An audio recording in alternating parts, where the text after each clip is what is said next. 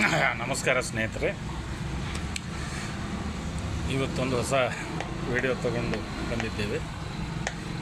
ಇವತ್ತಿನ ಪತ್ರಿಕೆಯಲ್ಲಿ ಸುಪ್ರೀಂ ಕೋರ್ಟ್ನ CJ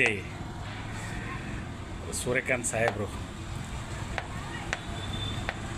ಒಂದು ಅಪ್ಲಿಕೇಶನನ್ನು ಹಿಯರಿಂಗ್ ಮಾಡ್ತಾ ನಿರುದ್ಯೋಗಿಗಳ ಬಗ್ಗೆ ಒಂದು ಅಭಿಪ್ರಾಯವನ್ನು ವ್ಯಕ್ತಪಡಿಸಿದ್ದಾರೆ. ಏನಂದರೆ, ಈ ನಿರುದ್ಯೋಗಿಗಳು ಜಿರಳೆಗಳಿದ್ದಂತೆ ಅಂತ ಒಂದು ಇದೆ, ಪೇಪರಲ್ಲಿ ಬಂದಿದೆ. ಬೇರೆಯವರು ಬರೆದಿದ್ದಾರೆ. ಅದರಲ್ಲಿ ಅವರು ಹೇಳ್ಕೊಳ್ತಾರೆ, ಕೆಲವೊಂದು ಯುವಕರು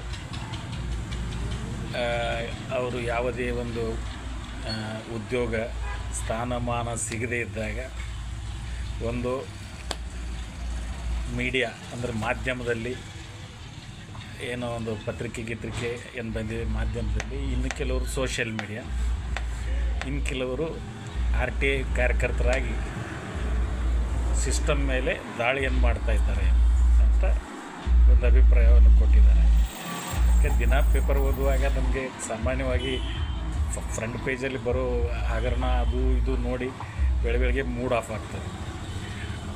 ಬಟ್ ಇದು ಆ ಥರದೇ, ಆದರೆ ತುಂಬ ನಗುವನ್ನು ತರಿಸ್ತಕ್ಕಂಥ ಒಂದು ಹಾಸ್ಯ ಚಟಾಕಿಯನ್ನು ಕಾಣಿಸ್ತಕ್ಕಂಥ ಒಂದು ಹೇಳಿಕೆ CJ ಸಾಹೇಬ್ ಈ ನಿರುದ್ಯೋಗಿಗಳ ಬಗ್ಗೆ. ಕೆಲವೊಬ್ಬರ ಬಗ್ಗೆ ಹೇಳಿದ್ದಾರೆ, ಎಲ್ಲರ ಬಗ್ಗೆ ಅಲ್ಲ.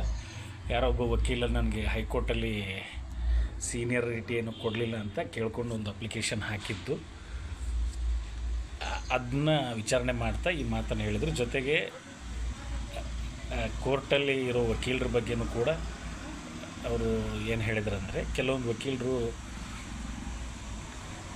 ಅವರವ್ರ ಡಿಗ್ರಿ ಬಗ್ಗೆ, ಅವರವ್ರ ವೃತ್ತಿ ಬಗ್ಗೆ ಅವ್ರಿಗೆ ಸರಿಯಾದ ನಾಲೆಜ್ ಇಲ್ಲ, ಕೆಲವೊಂದು ಡೌಟ್ಸ್ ಇದೆ. ಮತ್ತು ಇವ್ರದ್ದು ಡಿಗ್ರಿ ನೈಜತೆ ಬಗ್ಗೆ ನನಗೆ ಕೆಲವೊಂದು ಡೌಟ್ ಇದೆ, ನಾನು CBI ತನಿಖೆ ಮಾಡಿಸ್ತೀನಿ ಅಂತ ಕೂಡ ಹೇಳಿದ್ದಾರೆ. ಸತ್ಯ ಅದು ಇರ್ಬೋದು. ಅದಕ್ಕೆ ಸಾಹೇಬರು ಎಲ್ಲ ವಿಚಾರ ಮಾಡೇ ಹೇಳಿದ್ದಾರೆ. ಇನ್ನೋರ್ವ ಕರ್ನಾಟಕದ ರಿಟೈರ್ಡ್ ಜಡ್ಜು ನ್ಯಾಯಮೂರ್ತಿ ನಾಗಮೋಹನ್ ದಾಸ್ ಸಾಹೇಬರು ಸ್ವಲ್ಪ ದಿನದ ಹಿಂದೆ ಮಾತಾಡ್ತಾ ನಾನು ನೋಡಿದೆ, ಎಲ್ಲಿ ಒಂದು ಕಡೆ ಮಾತಾಡ್ತಾ ಹೇಳಿದರು, ಏನಂದರೆ ಇವತ್ತು ಅಪರಾಧದಲ್ಲಿ ಜಾಸ್ತಿ ತೊಡಗಿಸ್ಕೊಳ್ತಕ್ಕಂಥವ್ರು ವಯಸ್ಸಾದವ್ರು ಯಾರೂ ಇಲ್ಲ. ನನಗೀಗ 62, 63, 64 ವರ್ಷ. ನನ್ನಂಥವ್ರು ಯಾರೂ ಕ್ರೈಮಲ್ಲಿ ಯಾರೂ ಭಾಗವಹಿಸ್ತಾ ಇಲ್ಲ. ಅದರಲ್ಲಿ ತುಂಬ ಬಿಸಿ ರಕ್ತದ 18, 20, 25 ಈ ವಯಸ್ಸಿನ ಯುವಕರೇ ಅದರಲ್ಲಿ ಭಾಗಿಯಾಗ್ತಾ ಇದ್ದಾರೆ. ಸೊ ಇವರಿಗೆಲ್ಲ ನಿರುದ್ಯೋಗ ಬಾಧಿಸ್ತಾ ಇದೆ, ಇವರೆಲ್ಲ ಉದ್ಯೋಗದಿಂದ ವಂಚಿತರಾದವರು ಅಂತ ಕೂಡ ಒಂದು ಅಭಿಪ್ರಾಯವನ್ನು ಜಸ್ಟಿಸ್ ನಾಗಮೋಹನ್ ದಾಸ್ ಸಾಹೇಬರು ಹೇಳಿದ್ದನ್ನು ನಾನು ಕೇಳಿದ್ದೀನಿ. ಅದು ಯಾವುದು ಒಂದು ಜನಧನಿಯನೋ ಒಂದು ಪಬ್ಲಿಷರು ನಿರುದ್ಯೋಗದ ಬಗ್ಗೆ ಒಂದು ಸೆಮಿನಾರ್ ಮಾಡಿದರು. ಆಮೇಲೆ ನಿರುದ್ಯೋಗದ ಬಗ್ಗೆ ಒಂದು ಬುಕ್ ಕೂಡ ಅವರು ಪ್ರಿಂಟ್ ಮಾಡಿದ್ದಾರೆ. TR ಚಂದ್ರಶೇಖರ್ ಸಾಹೇಬರು ಅಂತ ಒಂದು ಬುಕ್ ಬರೆದಿದ್ದಾರೆ. ಸೊ ಜಡ್ಜಸ್ಸು ಸಿಟ್ಟಲ್ಲಿ ಸೂರ್ಯಕಾಂತ್ ಸಾಹೇಬರು ಹೇಳಿದ್ದು ಸರಿ. ಈಗ ಮೀಡಿಯಾ, ಸೋಷಿಯಲ್ ಮೀಡಿಯಾ, RTIಲಿ ಇರೋರೆಲ್ಲ ಗ್ರ್ಯಾಜುಯೇಟ್ಸು, ಅನ್ಎಂಪ್ಲಾಯ್ಡು, ಏನು ಸೆಟ್ಲ್ಮೆಂಟು ಆಗದೇ ಇರೋರು ಒಂಥರ ಅತೃಪ್ತರು ಅಂತ ಕೂಡ ನಾವು ಹೇಳ್ಬೋದು. ಇವರೆಲ್ಲ ಜಿರಳೆಗಳು ಅಂತ ಕೂಡ ಹೇಳಿದ್ರು ಒಂದು ಜಡ್ಜ್ ಸಾಹೇಬರು. ಇನ್ನೊಬ್ಬ ಜಡ್ಜ್ ಸಾಹೇಬರು ಇವರೆಲ್ಲ ಏನಪ್ಪ ಅಂದರೆ ಈ ಸಿಸ್ಟಮಲ್ಲಿ ಯಾವುದೋ ಒಂದು ಸರಿಯಾದ ಎಂಪ್ಲಾಯ್ಮೆಂಟ್, ಒಂದು ಸೆಟಲ್ಮೆಂಟ್ ಕಾಣದೇ ಇರೋರು ಅಂತ ನಾಗಮೋಹನ್ ದಾಸ್ ಸಾಹೇಬರು. ಅದು ಒಂದು ಅಭಿಪ್ರಾಯ. ನಿರುದ್ಯೋಗದ ಬಗ್ಗೆ ದೊಡ್ಡ ದೊಡ್ಡ ಸ್ಕಾಲರ್ಗಳೆಲ್ಲ ತುಂಬ ಒಳ್ಳೆಯ ಪುಸ್ತಕಗಳನ್ನು ಎಲ್ಲ ಬರೆದಿದ್ದಾರೆ. ಆದರೆ ಈ ಸುದ್ದಿ ಓದಿ ನಗು ಬಂತು, ಜೊತೆಗೆ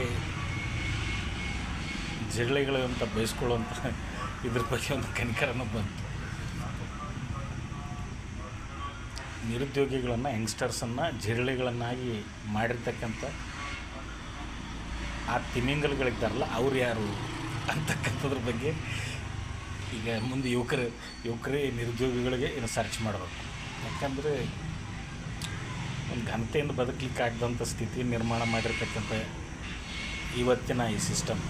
ಜೊತೆಗೆ ಅವರಿಗೆ ನೀವು ಮೀಡಿಯಾ, ಸೋಷಿಯಲ್ ಮೀಡಿಯಾ, RTIನಲ್ಲಿ ಆ್ಯಕ್ಟಿವ್ ಆಗಿದ್ದೀರಿ ಅಥವಾ ಎಲ್ಲರ ಮೇಲೆ ದಾಳಿ ಮಾಡ್ತಾಯಿದ್ದೀರಿ ಅಂತ ಜಜ್ ಸಾಹೇಬ್ರು ಹೇಳೋ ಇದನ್ನು. ಯಾಕೆಂದರೆ RTIಗೆ ಸುಪ್ರೀಂ ಕೋರ್ಟ್ ಕೂಡ ಒಂದು ಸರಿ ಬೆಚ್ಚ ಬಿದ್ದಿತ್ತು. ಯಾಕೆ ಯಾರೊಬ್ಬರು RTI ಹಾಕಿದ್ರು ಕೊಡೋಕ್ಕಾಗಲ್ಲ ಅಂತ ಹೇಳಿದರು. ಆಮೇಲೆ ಹಾಕಿದ ವ್ಯಕ್ತಿ ಮತ್ತೆ ಬೇರೆ ಬೇರೆ ಏಜೆನ್ಸಿಗೆ ಹೋದಾಗ ಅವರು ಏಜೆನ್ಸಿಯವರು ಹೇಳಿದರು, ಇಲ್ಲ ನೀವು ಮಾಹಿತಿ ಕೊಡಲೇಬೇಕು, ಸುಪ್ರೀಂ ಕೋರ್ಟ್ ಆದರೂ ಏನು ತೊಂದರೆ ಇಲ್ಲ ಅಂತ ಹೇಳಿದರು. ಆಮೇಲೆ ಅವರು ಏನು ರೀ ಕೊಟ್ಟರು. ಇಂಥ ಒಂದು ವ್ಯಕ್ತವ್ಯ ಕೊಡಬೇಕಾದ್ರೆ ಅವ್ರಿಗೆ ಯಾವುದೇ ರೀತಿಯಲ್ಲಿ ನೋವಾಗಿರ್ತದೆ. ಬೇರೆ ಬೇರೆ ಕಡೆಯಲ್ಲಿ ಅವ್ರು ಗಮನಿಸಿರ್ತಾರೆ, ಅವರು ಸ್ಟಡಿ ಮಾಡೇ ಹೇಳಿರ್ತಾರೆ, ಹಂಗೇನಿಲ್ಲ. ಬಟ್ ಒಬ್ಬ ಜಡ್ಜು ಸಿಟ್ಟಲ್ಲಿ ಮಾತನ್ನು ಹೇಳ್ತಾ ಇದ್ದಾರೆ, ಯಾರು ಸೂರ್ಯಕಾಂತ್ ಸಾಹೇಬರು. ಇನ್ನೊಬ್ಬ ಜಡ್ಜು ತುಂಬ ಸಮಾಧಾನ ಸ್ಥಿತಿಯಲ್ಲಿ ಹೇಳ್ತಾ ಇದ್ದಾರೆ. ಎರಡೂ ಅಭಿಪ್ರಾಯಗಳು ಒಂದೇ ನಾಣ್ಯದ ಎರಡು ಮುಖಗಳು. ಒಂದು ಕಡೆ ಯಂಗ್ಸ್ಟರ್ಸ್ಗೆ ಸೆಟ್ಲ್ಮೆಂಟ್ ಆಗ್ತಾಯಿಲ್ಲ, ಅವರು ಸಿಸ್ಟಮ್ ನಮಗೇನೋ ಅನ್ಯಾಯ ಮಾಡ್ತಾಯಿದೆ ಅಂತೇಳಿ ಸಿಸ್ಟಮ್ ಮೇಲೆ ದಾಳಿ ಮಾಡ್ತಾಯಿದ್ದಾರೆ ಅಂತಕ್ಕಂಥದ್ದು ಸತ್ಯವಾದದ್ದೇ. ಆದರೆ ಈ ಸಿಸ್ಟಮ್ ಇವ್ರಿಗೇನು ಸೆಟ್ಲ್ಮೆಂಟ್ ಮಾಡಿಕೊಡ್ತಾ ಇಲ್ಲ ಅಂತ ಇನ್ನೊಬ್ಬ ಜಜ್ ಸಾಹೇಬ್ರು ಹೇಳ್ತಾರೆ, ಅದು ಕೂಡ ಸತ್ಯವೇ. ಹಾಗಾಗಿ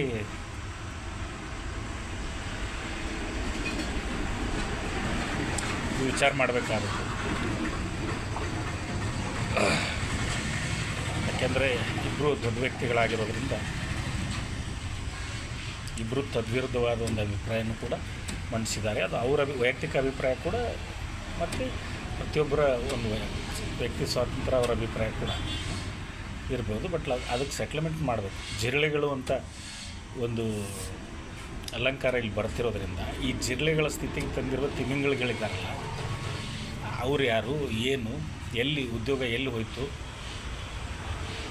ನಿರುದ್ಯೋಗಿಗಳಾಗಿ ನಿಮಗೆ ಮೀಡಿಯಾ, ಸೋಷಿಯಲ್ ಮೀಡಿಯಾ, RTIಲಿ ಅಟ್ಯಾಕ್ ಮಾಡ್ತಾಯಿದ್ರು ಅಂತ ಹೇಳ್ತಿದ್ದೀರಲ್ಲ, ಅದೇ ಅವರು ಆ ಕೆಲಸ ಹಚ್ಚಿದವ್ರು ಯಾರು, ಅದು ಬೇಕಲ್ಲ.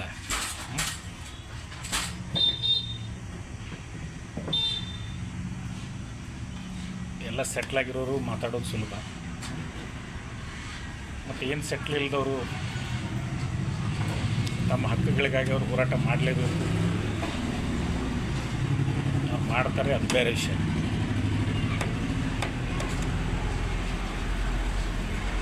ಆಮೇಲೆ ಈ ಥರದ್ದು ಅಭಿಪ್ರಾಯಗಳು ಬರುವಾಗ ಯಾವುದೋ ಒಂದು ಸನ್ನಿವೇಶ ನೋಡಿ ಆ ಸನ್ನಿವೇಶಕ್ಕೆ ಕರೆಕ್ಟಾಗಿ ರಿಯಾಕ್ಟ್ ಮಾಡ್ತಕ್ಕಂಥ ಕೆಲಸ ಇವತ್ತು ಎಲ್ಲ ಕಡೆ ಆಗ್ತಾಯಿದೆ, ಪೇಪರಲ್ಲಿ, ಕೋರ್ಟ್ಗಳಲ್ಲೆಲ್ಲ ಆಗ್ತಾಯಿದೆ. ಅದರ ಹಿಂದೆ ಏನು ಇದೆ ಅದ್ರ ಬಗ್ಗೆ ಕನಿಷ್ಠ ಒಂದು ಸಣ್ಣ ಅಭಿಪ್ರಾಯ ಏನಾದ್ರು ಕೊಡಬೇಕು. ಫಾರ್ ಎಕ್ಸಾಂಪಲ್, ಅನ್ಎಂಪ್ಲಾಯ್ಮೆಂಟ್ಗೆ ಕಾರಣ ಏನು, ಅಥವಾ ನಿರುದ್ಯೋಗಿಗಳ ಈ ಥರದ ಬಿಹೇವಿಯರ್ಗೆ ಕಾರಣ ಏನು, ಅದನ್ನು ಹೇಳ್ಬೋದು. ಪೇಪರ್ ಅವರು ಹೇಳ್ಬೋದು, ಅವರು ಮಾತಾಡೋರು ಹೇಳ್ಬೋದು. ಆ ಥರದ್ದೇನೋ ಆಗಬೇಕು. ಬಟ್ ಅವ್ರದ್ದು ಜಜ್ ಸಾಹೇಬ್ರದ್ದು ಇಬ್ಬರದು, ಅವ್ರದ್ದು ಸೂರ್ಯಕಾಂತ್ ಸಾಹೇಬ್ರದ್ದು, ನಾಗಮೋಹನ್ ಸಾಹೇಬ್ರದ್ದು ಇಬ್ಬರದು ಕರೆಕ್ಟ್ ಇದೆ.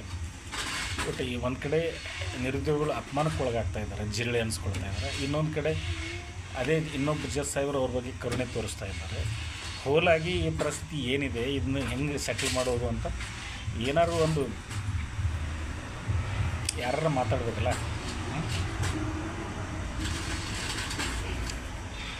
ಸದ್ಯ ಇಷ್ಟು ಸಾಕು ಅಂತ ಅನ್ನಿಸ್ತದೆ. ನಮಸ್ಕಾರ.